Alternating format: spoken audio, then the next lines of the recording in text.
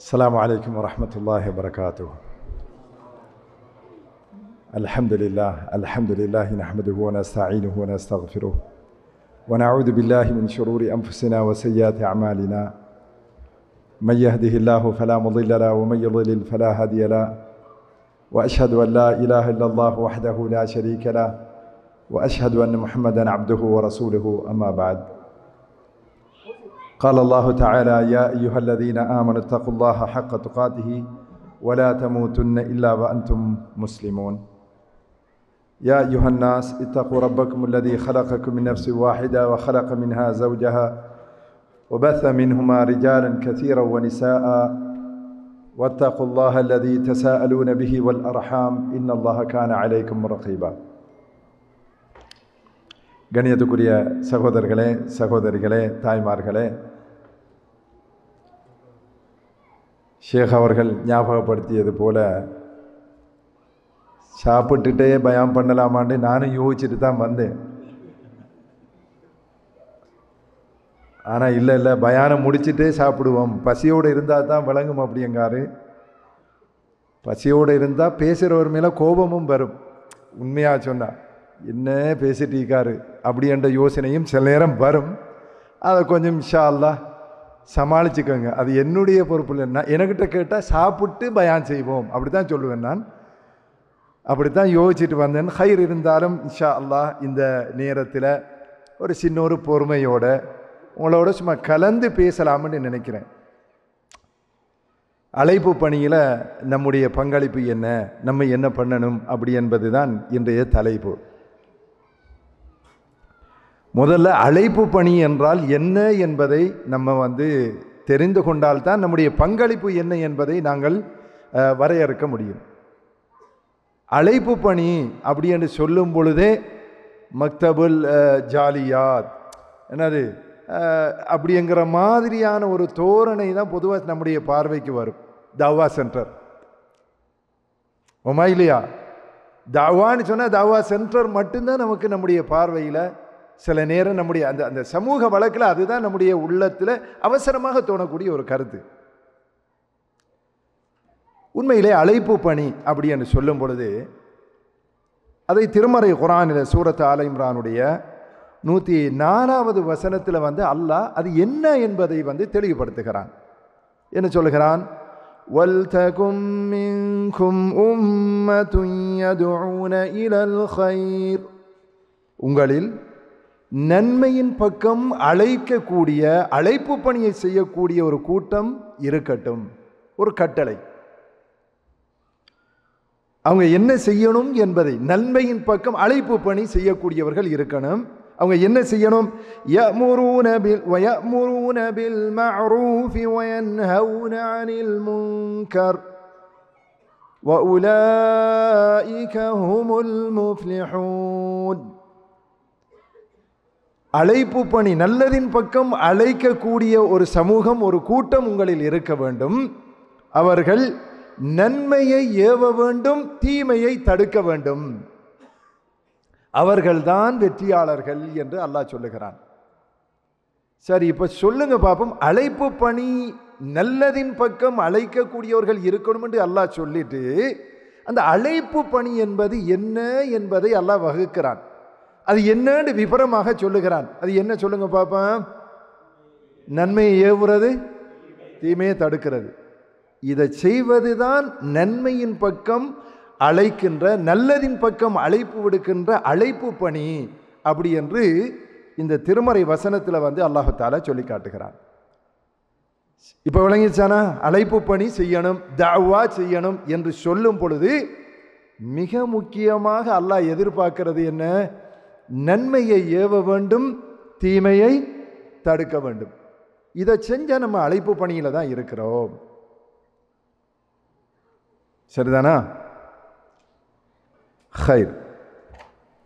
ஏன் இதை பண்ணணும் என்கிறதுனுடைய ஒரு முக்கியத்துவத்தை சொல்லிட்டு நான் விஷயத்துக்கு வருகிறேன். திருமறை குர்ஆனில் அல்லாஹ் நிறைய இடங்களில் நிறைய உதாரணங்களை அல்லாஹ் சொல்லுகிறான். இப்படி உதாரணம் சொல்லும் போது இந்த அழைப்பு பணி செய்ய வேண்டும் என்பதற்கான மிக முக்கியமான ஒரு உதாரணத்தை திருமறை குர்ஆனில் அல்லாஹ் சொல்லுகிறான்.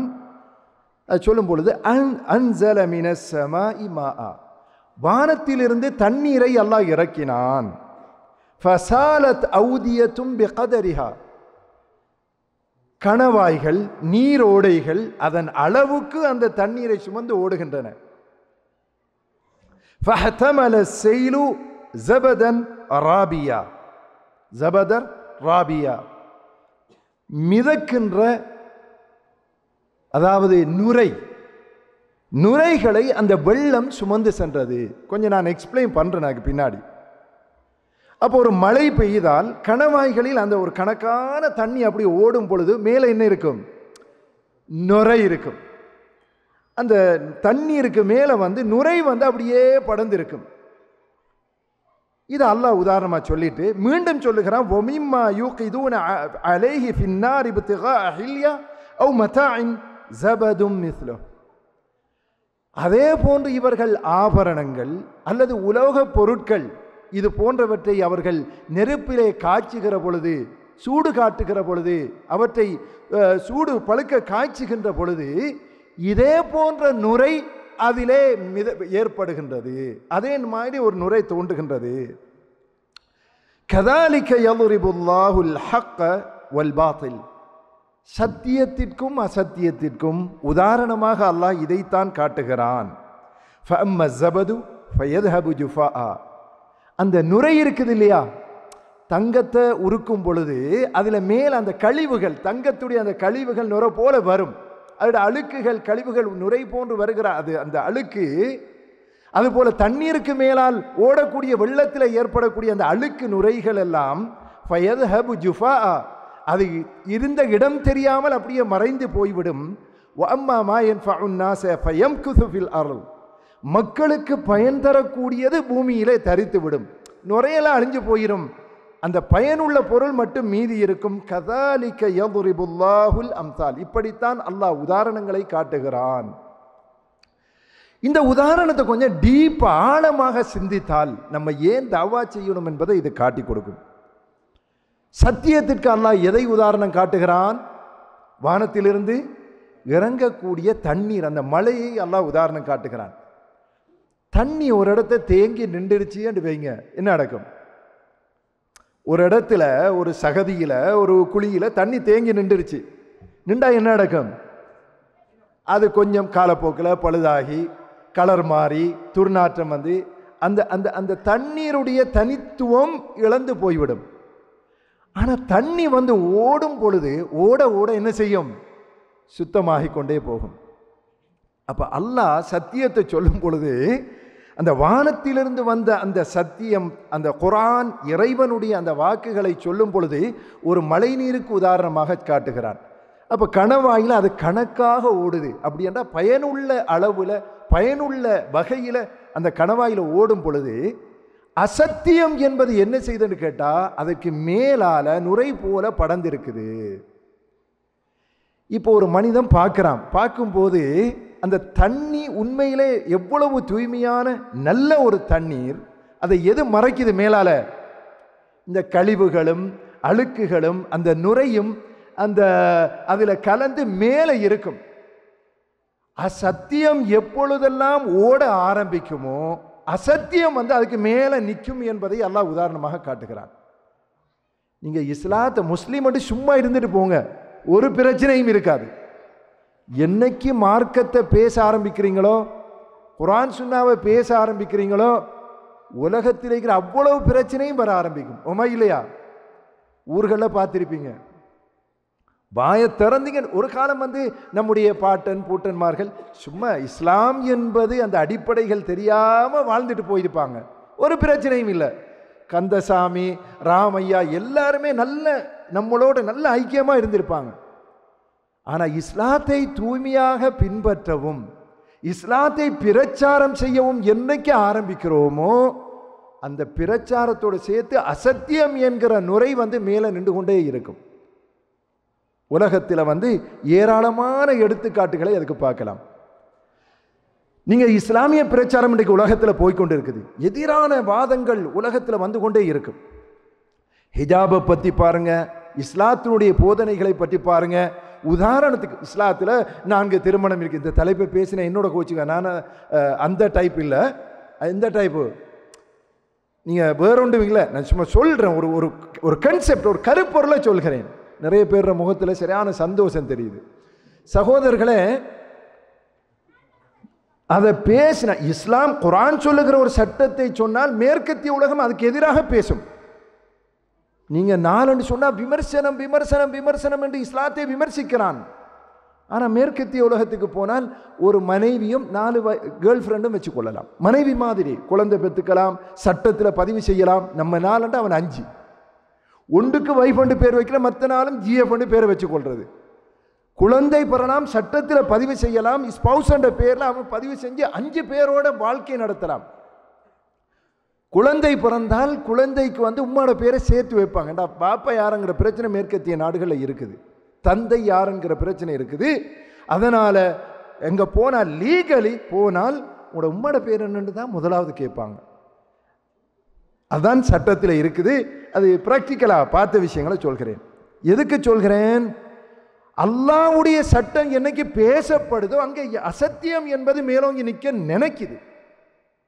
ஹிஜாப் என்கிற ஒரு பெண் முகத்திரை அணிகிறாள். எவ்வளவு பயங்கர சுபஹானல்லாஹ், அதுக்கு எதிரான பிரச்சாரங்கள் உலகத்தில் வரிந்து கட்டி அதுக்காக பேசுகிறார்கள். என்ன பிரச்சனை உங்களுக்கு? ஒரு பெண் எவ்வளவு அரைகுறையான ஆடையோடு போனா கூட அதுக்கு பிரச்சனை கிடையாது உலகத்தில்.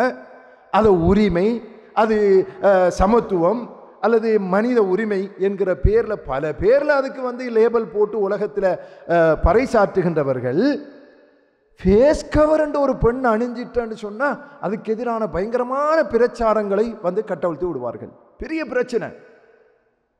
சரி, கிட்டத்தில் கொரோனா வந்துச்சு. வலுக்கட்டாயமாக ஆண்களுக்கு கூட ஃபேஸ் கவர் நீ போட்டுத்தான் ஆகணும். போட்டானா இல்லையா?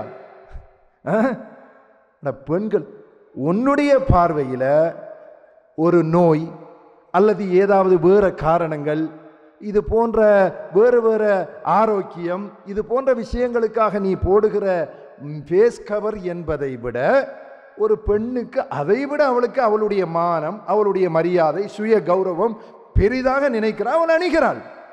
ஒரு உரிமை என்ற பேரில் விடமாட்டோம். ஒரு இஸ்லாம் ஒன்றை பேசுகின்ற பொழுது அதுக்கு எதிரான நுரைகள் சத்தியம் ஓடுகிற பொழுது அசத்தியம் மேலால் என்ன செய்து நிற்குது. இப்ப இஸ்லாம் என்ன செய்யக்கூடாது? தண்ணீர் சத்தியம் என்பது ஒரு இடத்தை தங்கி விடக்கூடாது, ஓடணும். நீங்க தொழுகிறீங்க, நீங்க நோன்பு பிடிக்கீங்க, நீங்க குர்ஆன் ஓதுறீங்க, உங்களோட வீட்டில் இருந்துட்டீங்க, ஒன்றும் நடக்க போறல. கண்ணியத்துக்குரியவர்களே, காலப்போக்கில் அது மருகி மருகி மருகி ஒன்றும் இல்லாமல் போயிடும். தேங்கி நிற்கிற தண்ணீருக்கு உதாரணமாகிவிடும். என்னைக்கு அந்த சத்தியம் என்பது ஓட ஆரம்பிக்கிறதோ அசத்தியங்கள், அந்த நுரைகள் எல்லாம் ஓரம் கட்டப்பட்டு தூய்மையாக இஸ்லாம் வெற்றி பெறும். குர்ஆன் பல இடங்களில் அதை சொல்லி காட்டுது. அப்ப நம்ம இன்னைக்கு குர்ஆன் சுன்னா என்கிற ஒரு சத்தியம் நம்முடைய கையில் இருக்குது. அதை பிரச்சாரம் செய்வது என்பது ஓடுகிற தண்ணீருக்கு உதாரணமாக அல்லாஹ் காட்டுகிறான். ஆனால் ஓடும் பொழுது அசத்தியம் என்பது உங்களுக்கு மேலே காலூன்றும், நமக்கு மேலே நிற்க முற்படும், நம்மை களங்கப்படுத்தி காட்டுவது பார்ப்பவனுக்கு அதுதான் நல்லதா தெரியும். அந்த மேலே இருக்கிறது தான் சக்தி வாய்ந்தது போல தெரியும். சத்தியம் எங்கெல்லாம் ஓடுகிறதோ அங்கெல்லாம் அந்த நுரை அதை தொடர்ந்து தான் போகும், தனியாக போகாது. அல்லாஹ் சொல்லுகிறான், அந்த சத்தியம் ஓட ஓட அசத்தியம் எல்லாம் ஓரம் கட்டப்பட்டு சத்தியம் இந்த உலகத்திலே ஜெயிக்கும் என்பதை அல்லாஹ் பல கட்டங்களிலே பல வசனங்களிலே சொல்லி காட்டுகிறான். சரி, இப்ப நம்ம இந்த தஅவா அழைப்பு பணி, நல்லதை ஏவுதல், தீமையை தடுத்தல், இதை பண்ண வேணும் என்பதை அல்லாஹு தாலா இந்த வசனத்தில் ஓடுகிற தண்ணீருக்கு உதாரணமாக காட்டுகிறான். நின்றுடக்கூடாது, ஓடிக்கொண்டே இருக்கணும். ஆனால் அசத்திய பிரச்சாரம் என்பது அதில் தலையிடும், அது கடைசியில் தோல்வியில் முடிவடையும். அப்போ நம்ம அழைப்பு பணி என்பது நன்மையை ஏவுதல், தீமையை தடுத்தல் என்பதை பண்ணிக்கொண்டே இருக்கணும் என்பதை இஸ்லாம் சொல்லி காட்டுது. ஆனால் பிரச்சனை என்னன்னு கேட்டால், நிறைய பேருக்கு நல்லதை சொல்கிறதுக்கு சரியான ஆசை. மகனை தொழுங்க, நோம்பு பிடிங்க, குர்ஆன் ஓதுங்க என்று நல்ல விஷயங்களை வந்து ஒரு மாதிரியா சொல்லலாம். சொன்னால் எல்லாருக்கும் பிடிக்கும். அது உமா இல்லையா? நல்லது சொன்னால் பிடிக்கும். எங்கே இடிக்கும்? தீமையை கண்டா தடுக்கும் பொழுது வந்து அங்கதான் வந்து நிறைய பேருக்கு சிக்கல் வர்றது. தீமையை வந்து தடுக்கிற விஷயத்தில் ஏன்னா ரெண்டையும் தானே நான் ஏற்கனவே முன்னாடி சொன்ன குர்ஆனுடைய வசனத்தில் அல்லாஹ் வந்து இந்த அழைப்பு பணி என்பதில் நன்மையை ஏவுவதையும் சொல்லுகிறான், தீமையை தடுப்பதையும் சொல்லுகிறான். ரெண்டும் இருக்குது. நன்மையை ஏவுவது என்பது ஒரு பக்கம், அதை கண்டிப்பாக செய்யணும், நிறைய பேர் சொல்கிறார்கள். ஆனால் எங்கே சிக்கல் வரும்னு கேட்டால் தீமையை தடுக்கும் பொழுதுதான் மக்களுக்கு வந்து பிரச்சனை வரும். தீமையை தடுக்கின்ற பொழுதுதான் ஒருவன் கெட்ட பேர் வாங்க வேண்டிய நிலைமை வரும். தீமையை தடுக்கின்ற பொழுதுதான் அவனுடைய அந்த அந்த இருக்கிற மதிப்பு மரியாதை பல விஷயங்களை இழக்க வேண்டிய ஒரு நிலைமை வரும். அப்போ என்ன செய்யறது? நல்லதை ஏவிட்டு தீமையை தடுக்கிற விஷயத்தில் சத்தம் இல்லாமல் இருந்துட்டா சரி, நல்ல பிள்ளையா போயிடலாம் அப்படிங்கிற ஒரு யோசனை பலரிடத்தில் இருக்குது. அப்படி சில அமைப்புகளும் இருக்கிறார்கள். அப்படி செஞ்சிருவாங்க, இதை விட்டுடுவாங்க. அதுக்கு உதாரணங்களையும் சொல்லுவார்கள், நிறைய உதாரணங்களும் சொல்லுவாங்க. நன்மை என்பது ஒரு நூறண்டா என்னது? ஒளி, பிரகாசம், வெளிச்சம். பாவம் என்பது என்ன? இருள். இப்ப இந்த இடத்துல இருள் இருக்குது, வெளிச்சம் வந்துருச்சு, இருள் போயிருமா இல்லையா? போயிரும். அப்ப பாவம் நடக்கிற இடத்துல நன்மை வந்தால் பாவம் போய்விடும். எனவே பாவத்தை வந்து நீங்க தடுக்க கூடாது, நன்மையை மட்டும் சொல்லிட்டு இருந்தீங்கன்னு சொன்னாலே பாவம் போய்விடும். அப்ப பாவத்தை தடுக்க கூடாது என்பதற்கு இந்த மாதிரி சில உதாரணங்களையும் சொல்லுவார்கள். சொன்னா நல்லா தானே இருக்குது அப்படி என்று மக்கள் யோசிக்கிறது உண்டு.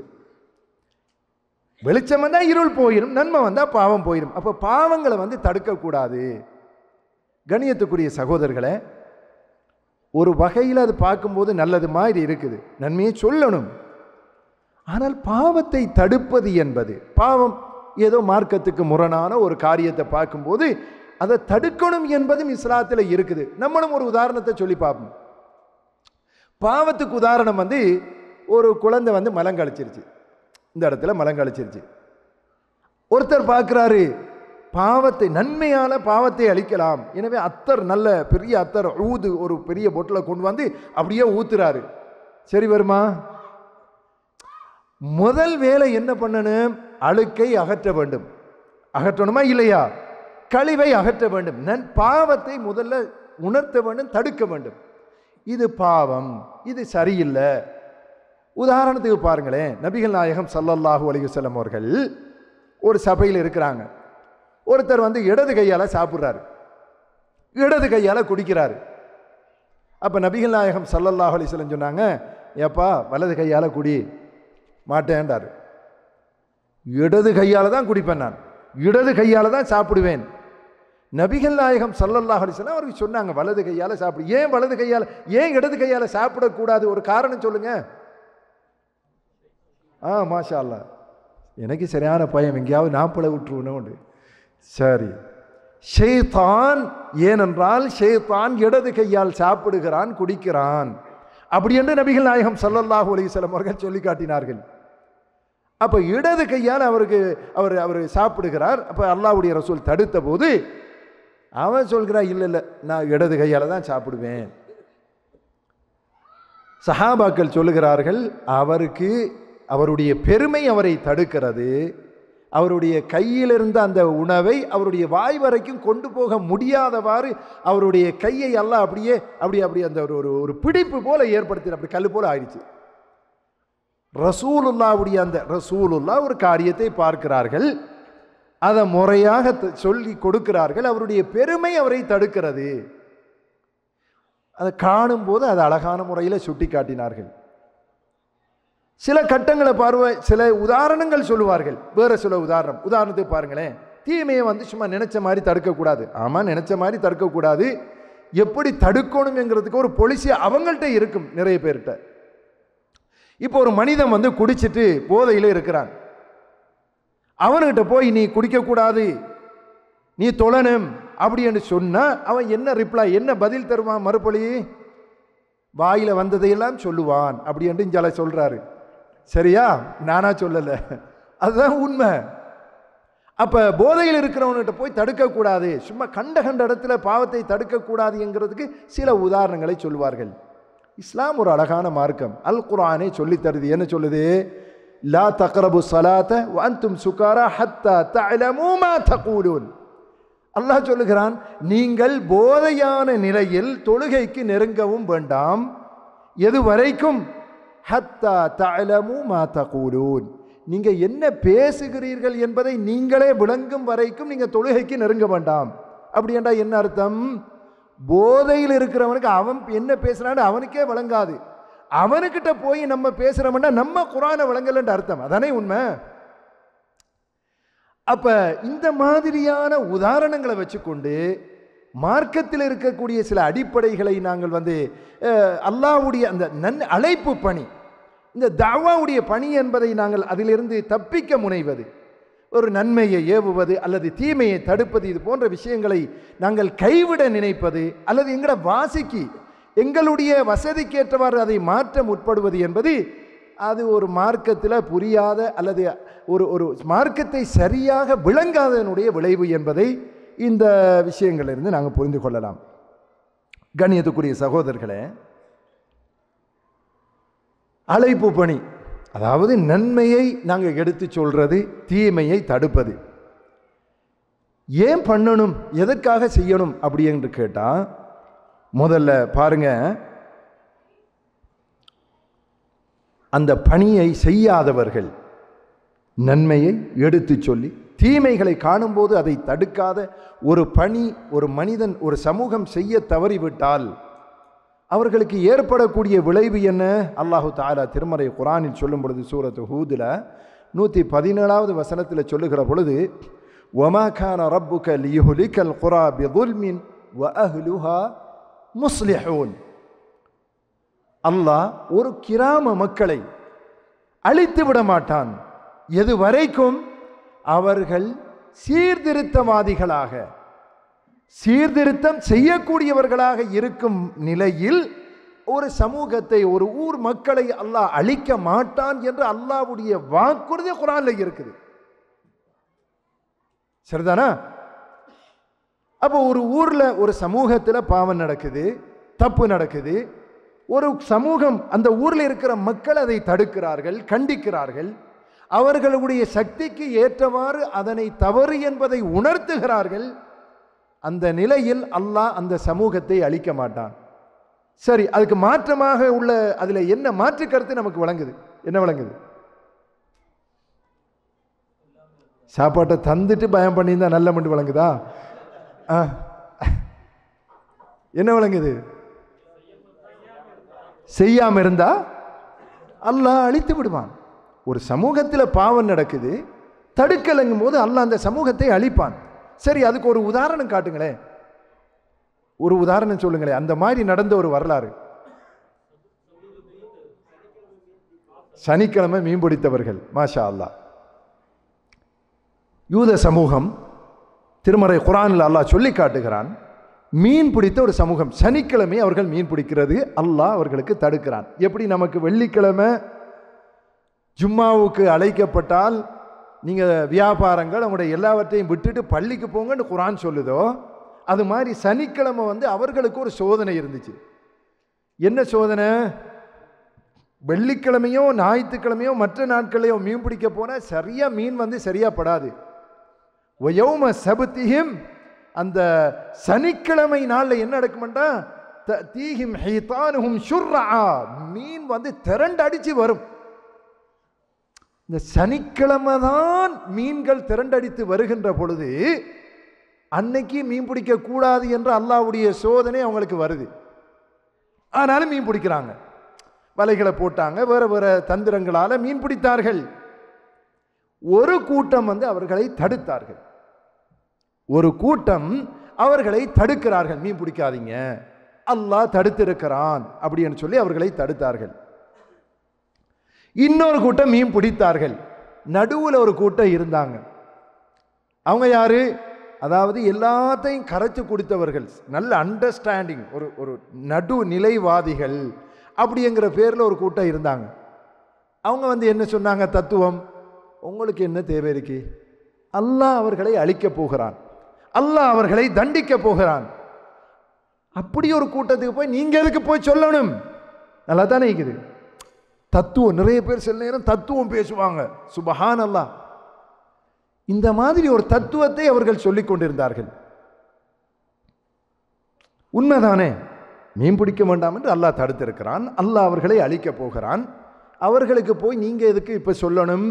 எதற்காக அவர்களை நீங்க தடுக்கணும்? அப்படி என்று கேட்கிற பொழுது அவர்கள் என்ன சொன்னார்கள்? மஅதிரத்தன், எங்களுடைய ரப்பிடத்திலே நாங்கள் தப்பிப்பதற்காகத்தான் இதை செய்கிறோம். அல்லாஹ் நாளைக்கு கேட்பான், அவங்க பண்ணினாங்களே, நீ என்ன பண்ணின? யா அல்லாஹ் நான் தடுத்தேன். உன்னுடைய பணி முடிஞ்சிருச்சு, நீ தப்பிச்சிட்ட. அந்த ஒரு காரணத்துக்காகத்தான் நாங்கள் தடுக்கிறோம். எங்களுக்கு தெரியும் அல்லாஹ் அவர்களை அழிப்பான், ஆனாலும் அல்லாஹ்விடத்தில் நாங்கள் தப்பிக்க வேண்டும் என்பதற்காகத்தான் இதை செய்கிறோம் அப்படி என்று சொல்லி அவர்கள் சொன்னார்கள். சரி, அல்லாஹ் சொல்லுகிறான், அநியாயம் இழைத்தவர்களை நாங்கள் அழித்தோம், பாவத்தை அநியாயத்தை தடுத்தார்களே அவர்களை நாங்கள் காப்பாற்றினோம். இப்போ ஒரு கேள்வி வரப்போகுது. அநியாயம் செய்தவர்களை அழித்தோம், தடுத்தவர்கள், பாவத்தை அநியாயத்தை தடுத்தவர்களை காப்பாற்றினோம். சரி, நடுவில் இருந்தவர்களுக்கு என்ன நடந்துச்சு? விளங்கல? அவங்களையும் அழிச்சிட்டான் அல்லாஹ். அல்லாஹ்வுடைய தண்டனை அவர்களையும் பிடித்து கொண்டதா? இப்படி ஒரு கல்லு நெஞ்சிருக்கும் என்று நான் நினைக்கவே இல்லையே. சரி, நானா சொல்லல, சும்மா சொல்றேன். இப்படி கேள்விகள் வந்திருக்கு, அதனால தான் சொன்னேன். அல்லாஹ்வுடைய வசனத்தை தெளிவா பாருங்க. யாரெல்லாம் பாவத்தை தடுத்தார்களோ அவர்களைத்தான் நாங்கள் காப்பாற்றினோம். அது கன்ஃபார்ம் தானே? தடுத்தவர்களை அல்லாஹ் காப்பாற்றினான். ஆனால் மீன் பிடித்தவர்களை அழித்தோம் என்று அல்லாஹ் சொல்லல. அல்லாஹ் என்ன சொல்கிறான்? அநீதி இழைத்தவர்களை நாங்கள் தண்டித்தோம் என்று அல்லாஹ் சொல்லுகிறான்.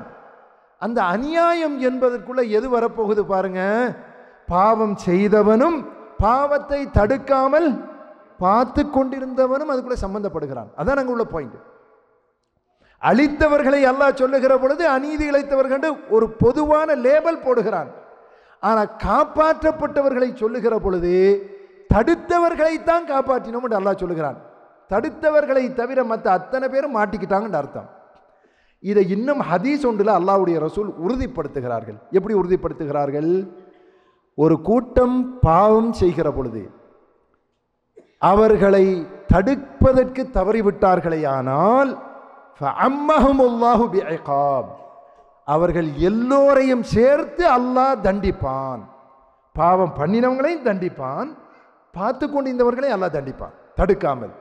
இது ஹதீஸ்ல வருது. இந்த ஹதீஸ் அந்த செய்தியை உறுதிப்படுத்துது. நடுவில் இருந்தவர்கள், தடுக்காமல் இருந்தவர்களையும் அல்லாஹ் பிடித்துக் கொள்கிறான், அவர்களையும் தண்டிக்கிறான். ஆனால் மறுமை நாளில் ஒம்தாசுல் யௌம அய்யுஹல் முஜ்ரிமூன், அல்லாஹ் சொல்லுவான், குற்றமிழைத்தவர்களை நீங்கள் நல்லவர்களை விட்டு பிரிந்து விடுங்கள். அல்லாஹ் வேறையா அங்க அவர்களை பிரித்து விடுவான்.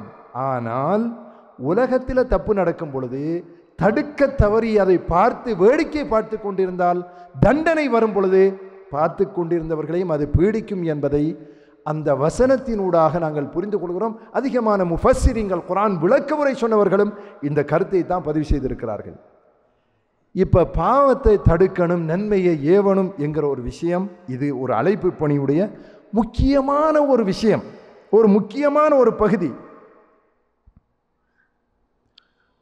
சகோதரர்களே, ஏன் நாங்கள் நம்முடைய பணி, இந்த அழைப்பு பணி என்பது எப்படி இருக்கணும்?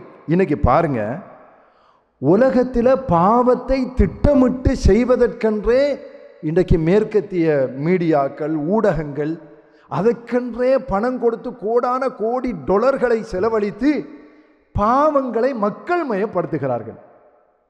பாவங்களை என்ன செய்கிறாங்க? மக்கள் மயப்படுத்துகிறார்கள். உதாரணமாக பாருங்களேன், ரசூலுல்லாஹி ஸல்லல்லாஹு அலைஹி வஸல்லம் சொல்கிறார்கள், யார் தன்னுடைய வீட்டில் நாய் வளர்க்கிறானோ, வேட்டை நாய் பாதுகாப்புக்காக வைக்கிறத தவிர நாய் வளர்த்தால் அதில் அதனுடைய விளைவு என்ன சொன்னார்கள் ரசூலுல்லாஹி ஸல்லல்லாஹு அலைஹி வஸல்லம்?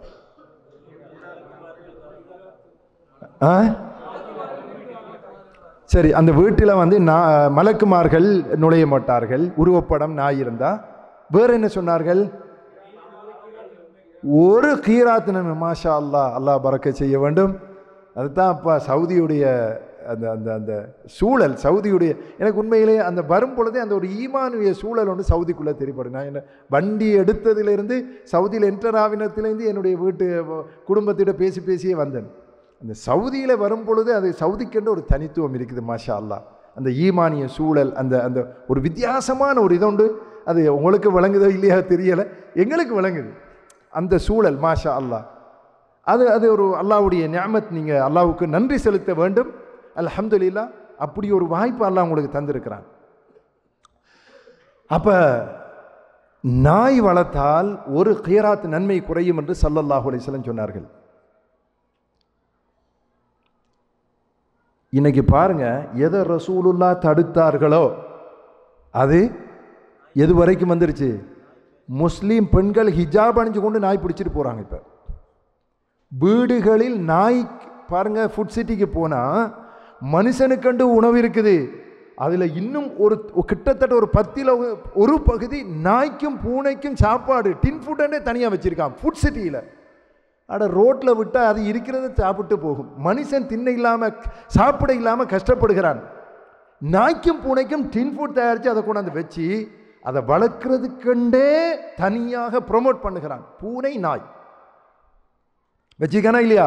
அது இப்போ விருத்தி அடைஞ்சு காண்டா மிருகம் வரைக்கும், பெரிய பெரிய மலைப்பாம்பு, காண்டா மிருகம், உலகத்தில் இருக்கிற எல்லா ஜாதி முசீபத்தையும் கொண்டாந்து இன்றைக்கு தோலை போட்டுக்கொண்டு கழுத்தில் போட்டுக்கொண்டு வளர்க்குறங்கிற பேரில். ஆனால் வளர்க்க சொன்ன புள்ள பெக்கிறதுக்கு வக்கில்லை, இடுப்பில் பிளன் இல்லை. ஒரு ஒரு ஒரு குழந்தை பெக்கிறதுக்கே யோசிப்பான்.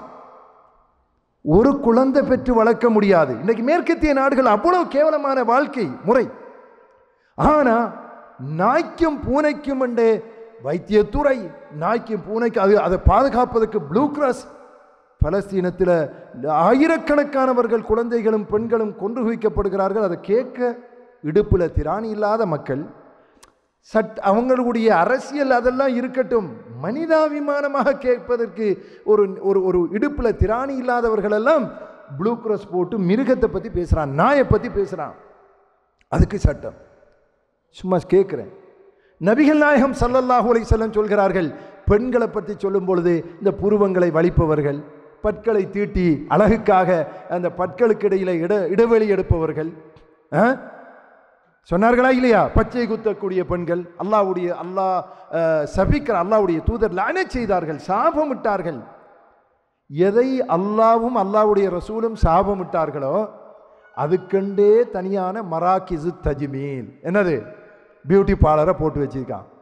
அங்கே பெண்கள் அதுக்கு செலவழிக்கிற பணம், எதை அல்லாஹ்வுடைய ரசூல் சாபமிட்டார்களோ, எதை அல்லாஹ் சாபமிட்டானோ அதையே ஒரு தனி பிராண்டாக கொண்டு வந்து உலகத்தில் வந்து அதை ப்ரொமோட் பண்ணுகிறான். பெண்களுக்கு இங்கே வலிக்கணும், பண்ணணும், அது பண்ணணும், பல்ல தீட்டணும். சுப்ஹானல்லாஹ், அவங்க செய்யாத ஒன்று இல்லை. இப்போ நான் கேட்குறேன், எதை மார்க்கம் தடுக்குதோ அதையே ஒரு பிராண்டாக இன்றைக்கு உலகத்தில் அறிமுகப்படுத்துகிறானா இல்லையா? கொண்டு வருகிறான். இஸ்லாம் இசையை தடுக்குது, ஹராம் என்குது. அதுக்கு பின்னால் உலமாக்கள் எவ்வளவு எழுதியிருக்கிறார்கள். ஆனால் அதையே ஒரு பிராண்டாக இன்றைக்கு கொண்டு வந்து மனிதனை முழுமையாக அதுக்குள்ளே ஈடுபடுத்தக்கூடிய மாதிரியான காட்சிகளை பார்க்குறோம். இஸ்லாம் ஒன்றை ஹராம் என்றால், இஸ்லாம் ஒன்றை தடுக்கிறது என்றால் அதையே ஒரு சமூகத்தில் ஒரு ஒரு ஒரு பேசு பொருளாக அல்லது ஒரு ஒரு ஒரு நாகரிகமாக நான் கொண்டு வரக்கூடிய காட்சிகளை பார்க்குறோம். பெண்களை பொறுத்த வரைக்கும் இஸ்லாம் ஆடை அணிய சொல்லுது. இல்லை நாங்கள் இப்படித்தான் போவோம்ங்கிற நிலையில் சுப்ஹானல்லாஹ் அதுக்கு மாற்றமானதை நாகரிகமாக காட்டுது. ஆண்கள் மூடுகிறார்கள், பெண்கள் திறக்கிறார்கள். பெண்கள் தான் கூடுதலாக அணிய வேண்டும், ஆண்களுக்கு அதில் சலுகை கூட இருக்குது. அதை உல்டாவாக இன்றைக்கு நாகரிகமாக காட்டுகிற உலகத்தில் வாழ்ந்து கொண்டிருக்கிறோம். எதை மார்க்கம் தடுக்குதோ அதையே ஒரு ஒரு விளம்பரமாக, அதை ஒரு ஒரு ஒரு ஒரு ஒரு நாகரிகமாக இன்றைக்கு உலகம் காட்டிட்டு இருக்குது. அல்லாஹ் திருமறை குர்ஆனில் சொல்லுகிற பொழுது அல் முனாஃபிகூன வல் முனாஃபிகாத்து பஅதுஹும் மின் பஅத், நயவஞ்சகர்களான ஆண்களும் பெண்களும் அவர்கள் சிலர் சிலரை சார்ந்தவர்களாக இருக்கிறார்கள். அவங்களுக்குள்ள நல்ல ஐக்கியம் இருக்குது, அவங்களுக்குள்ள ஒற்றுமை இருக்குது. என்ன ஒற்றுமை? யஅமுரூன பில் முன்கர் வ யன்ஹவுன அனில் மஅரூஃப். இதுவரைக்கும் நீங்க கேட்டது வேற, இப்ப கேட்கிறது வேற. யஅமுரூன பில் முன்கர், பாவத்தை ஏவுவார்கள். வ யன்ஹவுன அனில் மஅரூஃப், எதை தடுப்பார்கள்? நன்மையை தடுப்பார்கள். நன்மையை பற்றி பேசினா தடுப்பார்கள், பாவத்தை ஏவுவார்கள். வருதா இல்லையா? இன்றைக்கு வட்டி சுபஹானல்லாஹ் இவ்வளவு தூரம் வட்டியை கொண்டு வந்து நமக்கு நெருக்கி வச்சிருக்கிறாங்க. அதாவது ஒரு முஸ்லீமை கூப்பிட்டு உங்களுக்கு வட்டி தரேன், வட்டிக்கு பணம் தருவான்னு கேட்டால் எடுக்க மாட்டீங்க. ஆனால் நீங்கள் பரவாயில்லை ஒரு சைன் வைங்க, இப்போ உங்களுக்கு லோன் தரேன், நான் ஒரு 40 நாள் பிந்தினா வட்டி தரணும், பரவாயில்லைன்னு சைன் வச்சு கிரெடிட் கார்டு எடுத்துருவோமா இல்லையா? எடுக்கிறோமா இல்லையா? Credit card. ஆனால் எடுக்கிறோம். எடுத்த பிறகு என்ன செய்கிறோம்? பர்ச்சேஸ் பண்ணிடுறது. 39வது நாள் அல்லது 40வது முடிய கிட்டத்தான் நமக்கு வரும், ஆஹா பர்ச்சேஸ் பண்ணின, நாளைக்கு வட்டி போட்டுவானே அப்படிங்கிற யோசனை அன்னைக்கு தான் வரும். எத்தனையோ சகோதரர்கள் அந்த வட்டியில் மாட்டிப்படுறாங்க. நீங்கள் வட்டிக்கு நெருக்கமாக டிரெக்டாக இல்லாட்டி இன்டிரெக்டாக உங்களை உள்வாங்குவதற்கான திட்டங்கள் யோசிச்சு பாருங்க. எல்லாத்திலையும் வட்டி வட்டி வட்டி வட்டி. இன்னும் கொஞ்சம் எப்படி கொண்டு வருவான்னு கேட்டால் அடுத்தது உங்களுக்கு அவ்வளவு சலுகை தருவான். 20 நாளைக்கு மேலே போனால் வட்டி போடுவோம், ஆனால் சலுகை வந்து டபுள். விளங்குதா? நீங்கள் உதாரணத்துக்கு ஒரு 50,000 ரியால்ஸுக்கு நீங்கள் பர்ச்சேஸ் பண்ணலாம், ஆனால் 20 நாள் பிந்தினா வட்டி போடுவோம். அந்த வட்டி கூட ஒரு பெர்சன்டேஜ் ரொம்ப கம்மியாக போடுவோம். அப்போ மனுஷன் யோசிக்கிறது, 20 நாளைக்குள்ளே என்னால் கட்ட முடியும், எடுத்து மாட்டிக்கிறது. இன்னைக்கு வட்டி எதெல்லாம் மார்க்கம் தடுக்கின்றதோ அதையெல்லாம் சமூகத்தில் நுழைப்பதற்கான திட்டங்கள் உலகத்தில் என்ன செய்து நடந்து கொண்டு இருக்குது. சரி, அப்போ முனாஃபிக் நயவஞ்சகர்களான ஆண்களும் பெண்களும் அவங்களுக்குள்ள ஒற்றுமையாக இருக்கிறார்கள். எதில் ஒற்றுமையாக இருக்கிறார்கள்? தீமையை ஏவுவதிலும் நன்மையை தடுப்பதிலும். இப்போ நம்ம என்ன பண்ணணும்? நம்ம நன்மையை ஏவணும், தீமையை தடுக்கணும். சரி, ஒரு ஆற்றுல ஒரு ஓடையில் நீர் ஓடுது. நீங்கள் அந்த நீருடைய ஓட்டம் ஒரு 20 கிலோமீட்டர் ஸ்பீடில் ஓடுது அப்படின்னு வச்சுக்கோங்க. நீங்கள் நீஞ்சுறீங்க, அதில் நீச்சல் அடிக்கிறீங்க. நீங்கள் கொஞ்சம் முன்னாடி போகணுமாக இருந்தால் எத்தனை கிலோமீட்டர் வேகத்தில் நீங்கள் நீஞ்சணும்? குறைஞ்சபட்சம் 21 கிலோமீட்டர்லையாவது நீங்கள் நீஞ்சினால்தான் 1 கிலோமீட்டர் வேகத்திலையாவது முன்னாடி போவீங்க. ஆமா இல்லையா? 20 கிலோமீட்டர் வேகத்தில் தண்ணி ஓடும்போது எதிர் நீச்சல் 1% கூட இருக்கணும், அப்பதான் நீங்க முன்னாடி போக முடியும். இன்னைக்கு உலகத்தில் யோசிச்சு பாருங்க, குழப்பங்கள், ஃபித்னாக்கள், ஃபசாதுகள் அவ்வளவு வேகமாக திட்டமிட்டு கட்டவிழ்த்து விடப்படக்கூடிய ஒரு காலம். மீடியாக்கள் எடுங்க, ஆபாசங்கள் எல்லா பக்கத்தால. ஒரு VPN ஒன் பண்ணினா கூட அதில் அவன் போடுகிற விளம்பரங்களே ஆக மோசமாக இருக்கும். உண்மையா இல்லையா? அதை துறக்க இயலாது. அவ்வளவு மோசமாக மனிதனை ட்ராப் பண்ணி அப்படியே ஒரு பொறியில மாட்டக்கூடிய மாதிரியான ஒரு காலகட்டம். வெளியே போகலா, பார்க்கலா, பேசலா, ஒன்றுமே பண்ண முடியாது. அவ்வளவு ஃபித்னாக்கள் நிறைந்த ஒரு காலம். ஏன்னா முனாஃபிக்குகள் அவர்களுக்குள்ள ஐக்கியமாக இருந்து தீமையை ஏவுகிறார்கள், நன்மையை தடுக்கிறார்கள். நம்ம எதிர்நீச்சல் போடணும். எப்படி போடுறது? அவன் போகிற வேகத்தை விட ஒரு வீதமாவது நம்ம வேகமாக இருந்தால்தான் சத்தியம் முன்னாடி போகும். ஓமா இல்லையா? இன்னைக்குள்ள கால சூழல்ல சும்மா யோசிச்சு பாருங்களேன். ஃபேஸ்புக் இருக்குது, அதிகமானவர்களுடைய ஃபேஸ்புக்கை பார்த்தா ஏதாவது தேவையில்லாதது, எங்காவது என்ன பண்ணினது, பாடல், இசை, அரசியல், என்னென்னமாவது உலகத்தில் உள்ள அவ்வளவையும் பதிவு செய்து கொண்டிருப்பார்கள். ஆமா இல்லையா? இப்ப எதிர்நீச்சல் போடுவதாக இருந்தால் என்ன செய்யணும்? அதே ஃபேஸ்புக்கில் நம்ம என்ன பண்ணணும்? மார்க்க விஷயங்கள், நல்ல விஷயங்கள், அல்லாஹ் ரசூலுடைய வார்த்தைகள், பேச்சுக்கள் நம்ம ஷேர் பண்ணிட்டே இருக்கணும். என்ன நடக்குமெண்டா, ஒரு சகோதரன் 10 தடவை அவனை ஒரு நல்ல விஷயம் கிடைக்கிற பொழுது ஒரு தடவையாவது அவன் பார்ப்பன மாட்டானா? ஒரு சின்ன விஷயமாவது அவனை உணர்வூட்டுமா இல்லையா? எதிர்நீச்சல் போட்டே ஆகணும். கண்ணியத்துக்குரியவர்களே, ஒரு சோதனைக்குரிய காலத்தில் இருக்கிறோம். அப்போ எதிர்நீச்சல் போட வேண்டிய நாங்கள் அமைதியாக இருந்தாலும் அடிபட்டு போயிடுவோம். தண்ணி ஓடுகிற தண்ணீரில் சும்மா இருந்தீங்கன்னா தண்ணியோடய போய்கொண்டே இருப்பீர்கள். எதிர்நீச்சல் போடணும். அந்த பாவங்கள் வருகிற வேகத்தை விட ஒரு படி வேகமாகத்தான் நம்ம எதிர்நீச்சல் போடணும். அப்போ கண்ணியத்துக்குரியவர்களே, இன்னைக்கு எல்லாருக்கும் உள்ள பிரச்சனை தான். சவுதியில் எந்த அளவுக்கு இருக்குன்னு எனக்கு தெரியலை. போதை வஸ்து இன்னைக்கு அதை மக்கள் மயப்படுத்துகிறான். இப்போ கருப்பு கலரில் கஞ்சா அது இதுன்னு சொல்லி அதை இதை கொண்டு வந்து கருப்பு கலரில் கொடுத்தா பார்க்குறவனுக்கு ஒரு பயம் உண்டு. வார இது என்னடா உஜா கருப்பாக இருக்குது, சாப்பிட்டா என்ன சரி ஆகிருமோ என்ற ஒரு பயம் வரும். அதெல்லாம் நீக்கிறதுக்கு நல்ல ஐடியா கொண்டு வந்திக்கான். இப்போ என்ன கொண்டு வந்திக்கான்? கிறிஸ்டல். என்னது கிறிஸ்டல்? அதுக்கு அரபில் வந்து ஷப்புன்னு சொல்லுவாங்க. ஷப்பு இந்த கிறிஸ்டல் இருக்குது இல்லையா, ஐஸ். கேள்விப்பட்டிருக்கீங்களா? கேள்விப்பட்டிருக்குது. ஐஸ்ன்னு கொண்டு வந்துட்டான். இப்போ வாலிபர்கள் பாடசாலை மாணவர்கள் எல்லாம் எடுத்து பார்க்கறது, அவனுக்கு இப்போ பேரும் ஐஸ்ன்னு வந்திருக்குது. ஏற்கனவே சாப்பிட்ட நினைவும் இருக்குது. அவன் வந்து இதுவரைக்கும் ஃப்ரிட்ஜில் இந்த ஐஸை தான் சாப்பிட்டிருப்பான். ஆனால் இப்போ இந்த கலரில் அழகாக வருது. சுபஹானல்லாஹ். பாடசாலை மாணவர்கள் மத்தியில் கூட பெண்கள், பாடசாலை மாணவிகள், முஸ்லிம் பெண்கள் இதுக்கு அடிமைப்படுகிறார்கள். ஆரம்பிச்சிட்டான். அவன் திட்டமிட்டு அதை களமிறக்குகிறான்.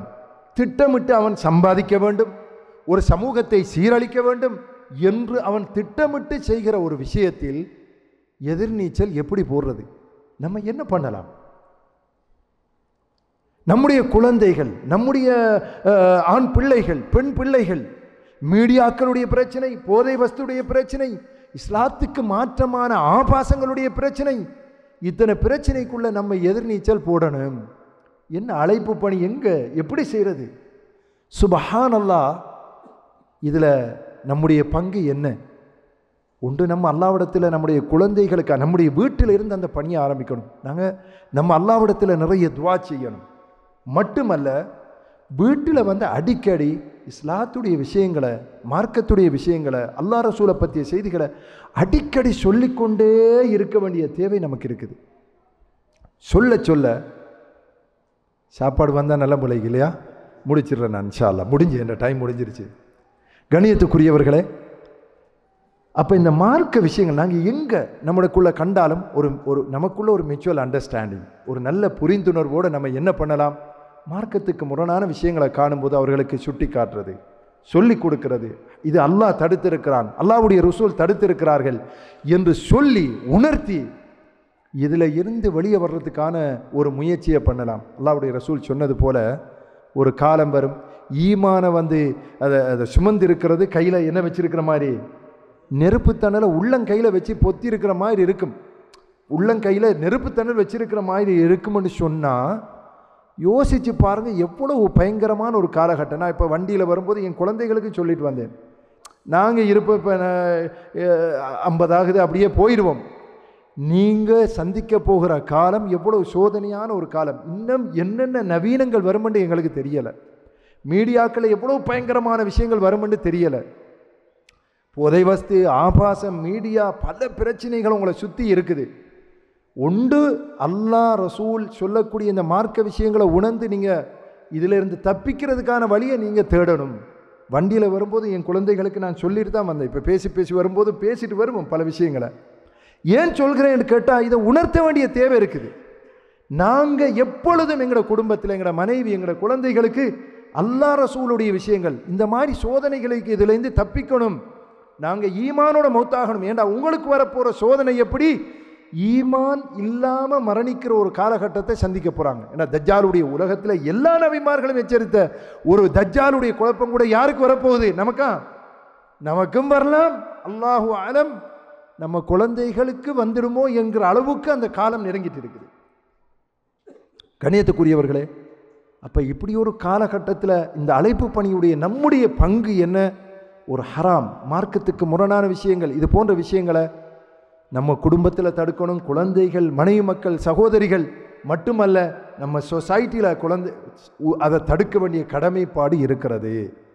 ஏண்டா நம்ம நல்ல குழந்தைகளை வளர்த்து பாடசாலையில் போட்டால் ஒரு வகுப்பில் இருக்கிற இன்னும் 2 மாணவர்கள் ஆக மோசமான சூழலில் இருந்து வந்தால் நம்ம தடுத்த அவ்வளவு அனாச்சாரங்களையும் இப்படிங்கிறதுக்கு இடையில் ஒரு குறுகிய நேரத்தில் கொண்டாந்து அவங்கள்ட்ட விதைச்சிட்டு போயிடுவான். இல்லையா? நடக்குது. எனவே இன்ஷா அல்லாஹ் நம்முடைய பங்கு மார்க்கம் சொல்லக்கூடிய இந்த அறிவை அவர்களுக்கு கொடுத்தால் ஏதோ ஒரு வகையில் நாங்கள் படிக்கிறதோட அவர்களையும் கொண்டு வந்து இது போல விஷயங்களை அவர்களுக்கு நுழைச்சி இந்த மார்க்க அறிவினூடாகத்தான் இந்த பணியை செய்விக்கலாமே தவிர வேறு ஒன்றினாலையும் எங்களுக்கு இதை வெற்றி கொள்ள அதாவது எதிர்நோக்க அந்த சவாலை முறியடிக்க முடியாது. இன்ஷா அல்லாஹ். ரெடிதானா? ஹைர். உங்களோட நேரங்களை நான் நினைக்கிறேன் ரொம்ப பொறுமை தேவை உங்களுக்கு.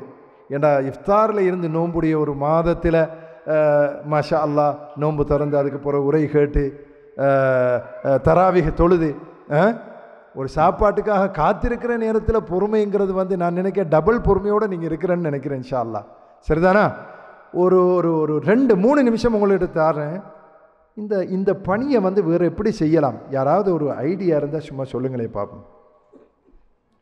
நம்முடைய குடும்பத்துக்குள்ளே நம்முடைய சூழலுக்குள்ளே இந்த மார்க்கம் இந்த தாவா பணி அதை நன்மையை ஏவி தீமையை தடுப்பதை அதை எப்படி இன்னும் வெற்றிகரமாக செய்யலாம்? ஏதாவது ஒரு கருத்து இருந்தால் மாஷா அல்லாஹ். இப்போ குழந்தைகளுக்கு நல்ல ஒரு விஷயம் சொல்லணும்னா ஸ்கூலுக்கு போகும்போது இந்த வாகனத்தில் போகும்போது அவர்களுக்கு சில விஷயங்களை உணர்த்தினால் அதனூடாக அவர்கள் போகும்போது வரும்போது அந்த விஷயங்களை உள்வாங்க நல்ல வசதியாக இருக்குமென்னு சொல்கிறாரு. ப்ராக்டிக்கலி ஒரு விஷயத்தை நான் பார்த்துருக்கிறேன். என்னென்னா தூர பயணங்கள் கொஞ்சம் தூரம் ஓடுவோம் இல்லையா? ஒரு அவர் 2 மணி நேரம் 3 மணி நேரம் நம்ம இப்போ 15-20 மணி நேரமெல்லாம் ஓடிட்டு இருக்கிறோம். இந்த வாகனத்தில் போகும்போது ஒரு விஷயத்தை பேசினால் அது சாதாரணமாக கொடுக்கறத விட டபுள் ட்ரிபிள் உள்ளத்தில் பதியுது. அது நான் ப்ராக்டிக்கலாக பார்த்துக்கேன். நான் ஒரு குழந்தைகளை கூட்டி போகும்போது ஒரு ½ அன் அவர், அதாவது ஈசா அலைஹிஸ்ஸலாத்துடைய வருகை தஜ்ஜாலுடைய குழப்பம், அந்த நிகழ்வை குழந்தைகளுக்கு அப்படி நான் சொல்லிட்டு போனேன். சுபஹானல்லாஹ். வீட்டுக்கு பார்த்தா அப்படி ஒரு சரியான ஒரு தாக்கம் உண்டு அவங்களுக்கு ஏற்பட்டிருந்துச்சு. அந்த நிகழ்வுகளை கேட்டு சின்னதுலேருந்து பெருசு வரைக்கும் பயணத்தில் இருக்கும் பொழுது கேட்குற விஷயங்கள் சரியான மட்டும் உள்ளத்தில் பதியும். அப்போ அந்த மாதிரி கட்டங்களை சில விஷயங்களை உணர்த்துறதுக்கு பாவிக்கலாம். சில நேரம் கம்ப்யூட்டரில் வாகனத்தில் இருக்கிற ஸ்க்ரீனில் டிஸ்பிளேயில் நல்ல முக்கியமான பயான்கள் நல்ல உணர்வூட்டக்கூடிய பயான்களை போட்டுட்டு வாகனத்தில் நல்ல சத்தமாக வச்சுட்டு போனோம்னா கூட அந்த கவனங்கள் அதில் ஈர்க்கப்படும். அது நல்ல வாய்ப்பு. பாடசாலைகளில் கூட அந்த விழிப்புணர்வுகளை ஏற்படுத்தலாம். ஹைர். இன்ஷா அல்லாஹ். அல்லாஹு தாலா இங்கே எல்லாருக்கும் நல்ல மார்க்கத்தோட குர்ஆன் சுன்னாவை விளங்கி அடுத்தவர்களுக்கு எத்தி வச்சு நம்ம குடும்பத்துக்குள்ளே அல்லாஹு தாலா எல்லாருடைய நம்ம குடும்பங்களை பாதுகாத்து நல்ல சாலிஹான எதிர்காலத்தை நம்ம குழந்தைகளுக்கும் வழங்க வேண்டும், நம்ம சமூகத்துக்கு வழங்க வேண்டும் என்று கேட்டு இந்த சந்தர்ப்பத்துக்கு நன்றி கூறி இன்ஷா அல்லாஹ் விடைபெறுகிறேன். வாஹிரு தவானா அல்ஹம்துலில்லாஹி ரப்பில் ஆலமீன். வஸ்ஸலாமு அலைக்கும் வரஹ்மத்துல்லாஹி வபரகாத்துஹு.